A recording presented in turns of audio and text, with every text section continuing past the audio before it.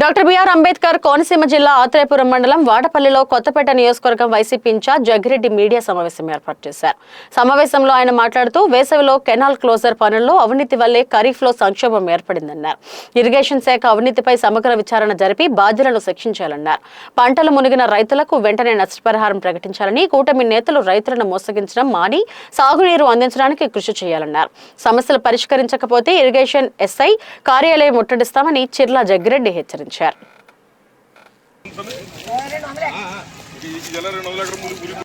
ఈరోజు doctor BR Ambedkar Konaseema జిల్లాలో మరి ఏదైతే కొత్తపేట నియోజకవర్గంలో ఉన్నటువంటి పంటలన్నీ కూడా మునిగిపోతూ ఉన్నాయి.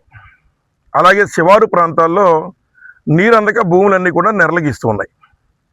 ఈ విపత్కర పరిస్థితికి గల కారణాలు ఏమిటంటే, సంపద సృష్టిస్తాము అని చెప్పి అధికారులకు వచ్చినటువంటి మరి ఎవరైతే తెలుగుదేశం పార్టీ నాయకులు ఉన్నారో వారు సంపద సృష్టించలేదు సరికదా, కేవలం నీరిస్తే ఈ ఖరీఫ్ పంటలోనే సుమారు 3,500 కోట్లు కష్టపడి పండించగలిగిన శక్తి గల రైతులు ఈ ప్రాంతంలో ఉన్నారు.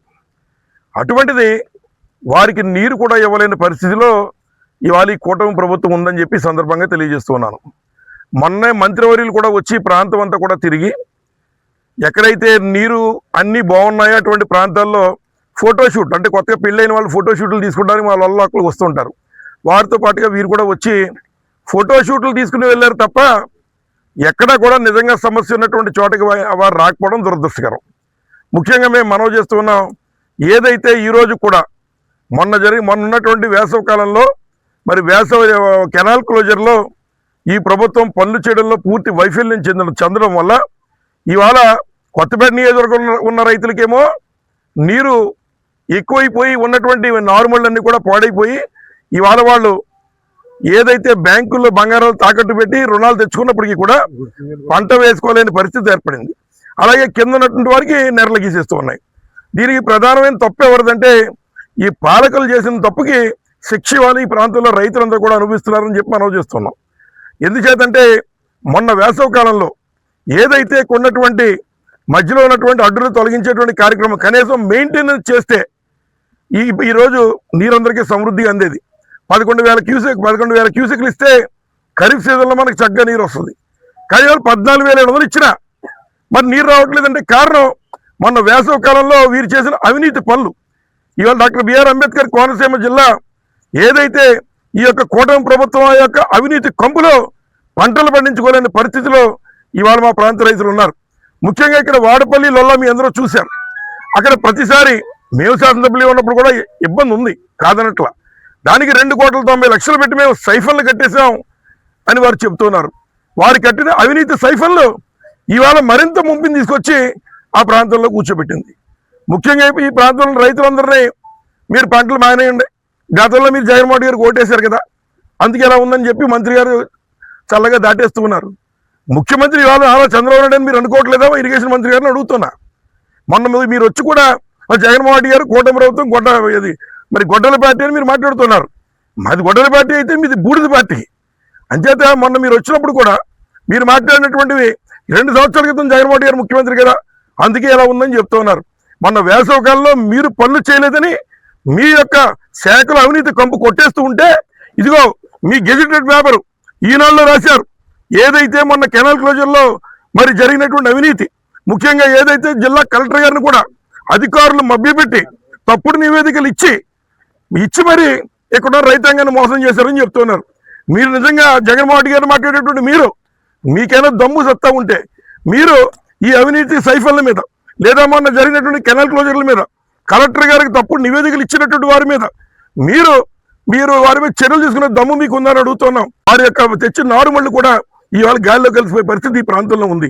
కాబట్టి మీరు నిర్దిష్టమైన స్టేట్మెంట్ నారా చంద్రబాబు నాయుడు గారు ఇస్తారా, మీరు ఇస్తారో ఇవ్వాలని చెప్పి సందర్భంగా అడుగుతున్నాం. అలాగే మీ గెజిటెడ్ పేపర్లో వచ్చినటువంటి అవినీతి మీద మీరు ఏం యాక్షన్ తీసుకున్నారు? ఇంతవరకు మీ శాఖలో జరిగిందని కలెక్టర్ గారికి తప్పుడు నివేదికలు ఇచ్చారని చెప్తున్నారు. మరి కలెక్టర్ గారికి తప్పుడు నివేదికలు ఇచ్చేస్తే మరి మీ శాఖలో ఏం జరుగుతుంది?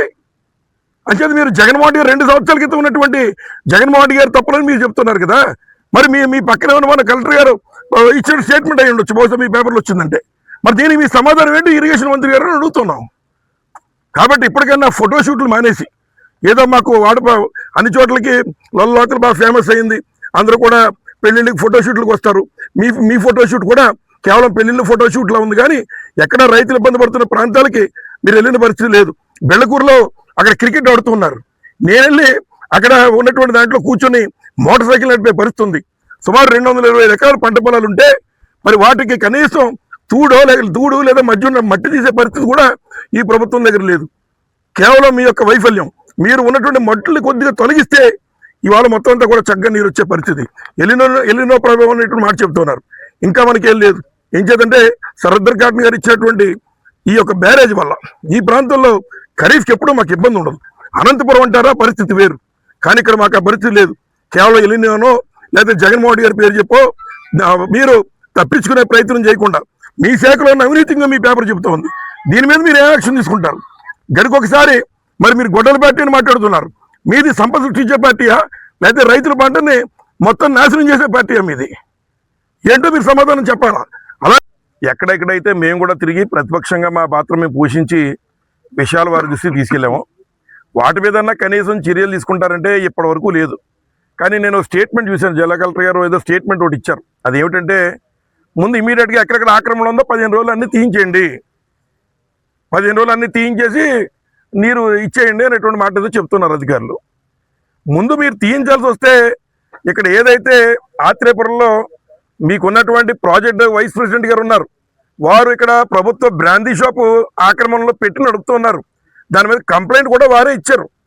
మీ ప్రాజెక్ట్ ప్రాజెక్టు వైస్ ప్రెసిడెంట్ గారు మరి వారు చెప్పినట్టు ముందు బ్రాందీ షాపులు నడుపుతున్నారు.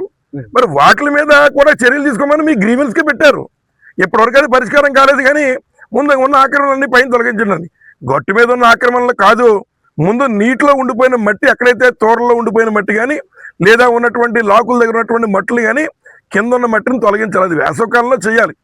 ఏదైతే ఏదో అన్నీ అయిపోయిన తర్వాత ఏదో చేతులు పట్టుకున్న చందంగా ఇవాళ పైన షో చేసేటువంటి కార్యక్రమం, మేము ఎక్కడికి వెళ్తే అక్కడ ఇరిగేషన్ అధికారులు మిషన్ పంపించడం, అక్కడ మేము ఉన్నంతసేపు షో చేసి వెళ్ళిపోవడం తప్ప ఇప్పుడు కూడా ఈ ప్రభుత్వం ఎటువంటి చర్యలు తీసుకోలేదు.